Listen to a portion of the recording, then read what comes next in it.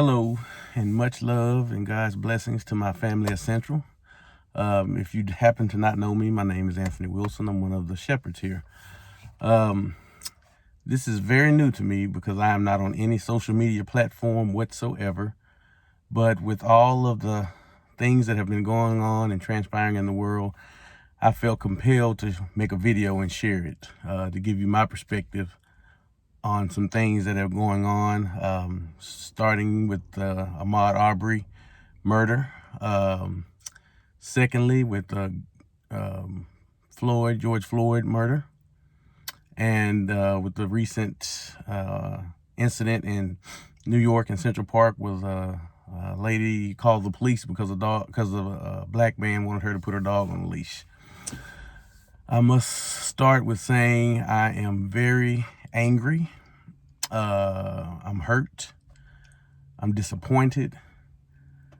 And I'm taken aback, to say the least. Not that I'm surprised, but the blatant disrespect and disregard for human life that is transpiring is mind-boggling. But I didn't make this video to wholeheartedly harp on that. I'm making this video to talk to my Central family. I feel as if we come from a diverse church, and so to speak, or a multicultural church, let me say that. I want my white brothers and sisters to feel the pain, the angst, the outrage, the disgust that I feel when things like this happen. And I've shared some texts with other leadership of the church and have gotten some great responses. But it's great for them to respond and support what I'm saying. But I feel like, as me being one of two black elders at the church, I feel like when these type of things happen, I'm the one who's pointing them out. I want to be someone who gets a text from one of my white brothers to say, I can't believe this happened.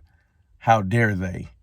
And the reason I say that is because I was watching this sports show called Undisputed. And one of the contributors to the show said, oftentimes you won't hear my message because of the messenger. So I feel as a black man, when I speak about things like that, someone will look at it, it's another black guy speaking about racism. Why is it always about race? And that's the same question I have. Why is it always about race? So I feel like more change or cohesiveness will happen when our white preachers and our white elders and our white leadership will stand up and speak of the outrage, speak of the heartbreak, speak of the evil that makes acts like these transpire. I've had people say, when the Wilsons hurt, we hurt, or I can't imagine what it's like to be a black man. That's the thing. I don't need anyone to imagine what it's like to be a black man. I appreciate you hurting when we hurt, but on issues like that, you should hurt because a human life was taken simply because of what they look like. I feel like it's going to take the white Christian voices to truly stand up and make change, or to not only make change, but to make your black Christian contemporaries feel heard, feel valued, feel like they're not just being angry, that it's not falling on deaf ears. I think back to, and many others have alluded to this on things that I've watched, I think back to when Martin Luther King was having his crusade for civil justice and equal rights. It really didn't take national backing until two white Catholic priests were murdered for supporting him. So I say that to say, when our white Christian leaders, our white preachers are leading the charge, not asking me as a black man, what can we do? Because this systematic racism, black people didn't create. We're just a byproduct of it.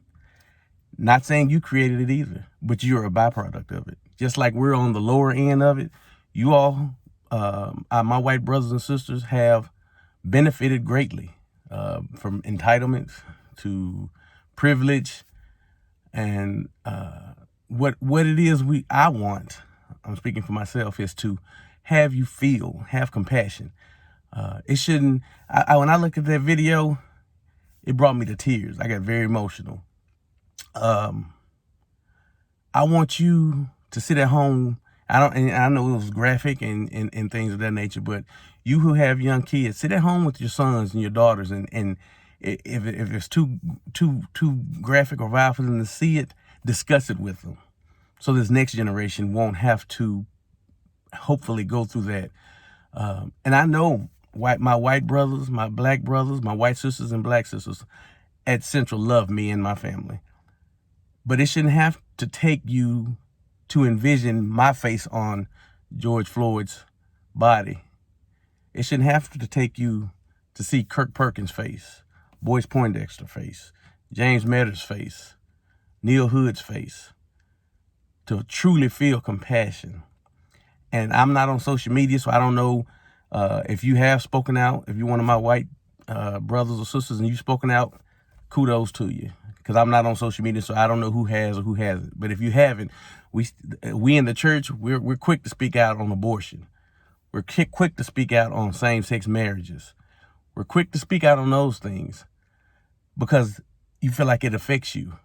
But I don't know if we truly feel that when black lives are taken, it affects you in the same way. I feel the reason for that, and the reason why a lot of this happens, is because we're not valued on an equal level as you. We're looked at as less than. And until you can see me as the same as you, that won't change. I hate that I have to make this video, but I just feel compelled to. And I'm not trying to throw stones at anyone, but I'm just speaking completely from my heart. I'm speaking how I feel. I truly feel our church leadership, not just Essential, but all facets of Christianity, things are not going to really pick up until our white leaders speak out against this, come up with solutions, help us discuss it. Anyone knows I'm open to any type of dialogue, any type of discussion. I'm all for it. But I feel like in a place of spirituality, it shouldn't be always the black person who's leading the charge to speak about racial issues or racial injustices. I feel like sometimes I need to be listening and thinking, man, that was a great point by my brother. Man, that sister said something there and made me think. And I'm not trying to throw stones at anyone, but I'm just speaking from my mind and how I feel, because, like, as I stated earlier, I'm hurt. I'm very angry. I'm fed up, and we need to come together as one to be able to deal with this. People want to say, how do we change it? It's hard to ask somebody how to change something when they didn't cause it, but yet we're caught up in it. It's not just a one ideal thing. There are laws that need to be changed. There's so much reconciliation that needs to take place that there is not just one solution. But we're supposed to be set aside from the world. We're supposed to be a peculiar and strange people to the world. So I expect different and better from my brothers and sisters in Christ. I don't have to be an animal or a dog or another animal and see them being mistreated to feel and hurt because they're mistreated, or to speak out on the mistreatment of an animal. So just the fact that I'm your brother, or that's another human being, you should be outraged. There should be such an outpouring of hurt because this keeps happening over and over again that people should be sick and tired of people talking about it. That's how crucial this is.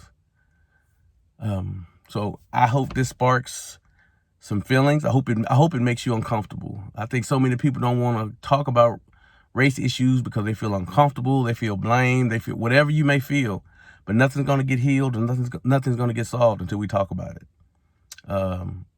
And be true and honest with it. The thing about it, we have a spiritual connection. We're not like the world. We have a spiritual connection. Being grafted to that vine, which is Jesus, should empower us to be able to push through some of these things that have been taught, or what the world says, what history has done. But you can't, if we don't talk about history, we're doomed to repeat it. And we've been repeating it for hundreds of years. So I hope this video finds you, and that you receive it with the love that and the passion that it was intended to give. I love you all.